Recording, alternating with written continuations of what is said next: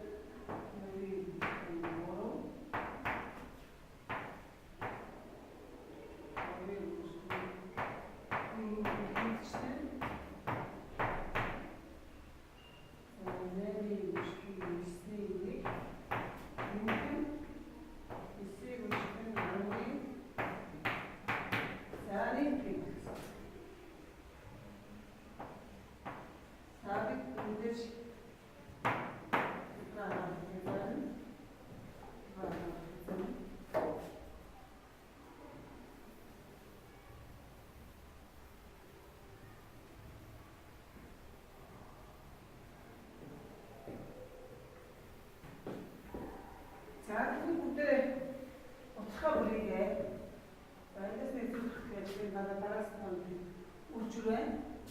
Тийм болохоор нэгийг үржих нь хоёроо нэгийг сасхан хоёрыг нэг үржих. За ингэж хоёрыг хоёрын тань. За үүнтэйгээр хоёрыг үржих нь гурвын нэгээ хоёрын нэгээ сасхан гурвын нэг гэсэн. За хоёрыг үржих нь гурвын нэгийг гурвын нэгээ сасхан гурвын нэг гэж болно. Ижил хоёрыг ингээд олж хэвчлэн 8-ийн үржих нь 9-ийн нэг гэж байна. 8-ийн нэгээс хассан 9-ийн нэг. За 9-ийн үржих нь 10-ийн нэг гэдэг. 9-ийн нэгээс хассан 10-ийн нэг. За энэ үгүй зөв талбайгаа хэлчихвэл маань хэлбэр болно. За тэгвэл үгүй хооронд нэмийн үгүй хооронд нэмээ нэгийг үржих нь хоёрын нэг хоёрыг үржих нь гурван нэг гурвыг үржих нь дөрвөн нэг ихэнхдээ үржих нь 8-ыг үржих нь 9-ийн нэг 9-ийг үржих нь 10-ийн нэг. За энэ нэг маань нэгээс хассан хоёрын нэг нэмгэн хоёрын нэгээс хассан гурван нэг нэмгэн гурван нэгээс хассан дөрвөн нэг ихэнхдээ 8-ийн нэгээс хассан 9-ийн нэг нэмгэн 9-ийн нэгээс хассан 10-ийн нэг. За ингээд нэг гэсэн. За эндээс яг нэг гэхээр хасах хоёрын нэг, нэмэх хоёрын нэгтэй хасах арийнхаа нэмэгтэй болсон гэсэн. Тэгэхээр энэ арийнхаа дөрвийн нэгтэй болсон. Ингэж болсон. Энэ уртынхаа хасахтай болсон. За ингээд юу гэж хэлэх вэ? Нэгээс хам 10-ийн 1 буюу 10-ийн 9 гарч байна. Тэгвэл бидний анхны хэлбэр маань за анхны хэлбэр А гэчихдээ Amen. Амны өстэй зайхнаа.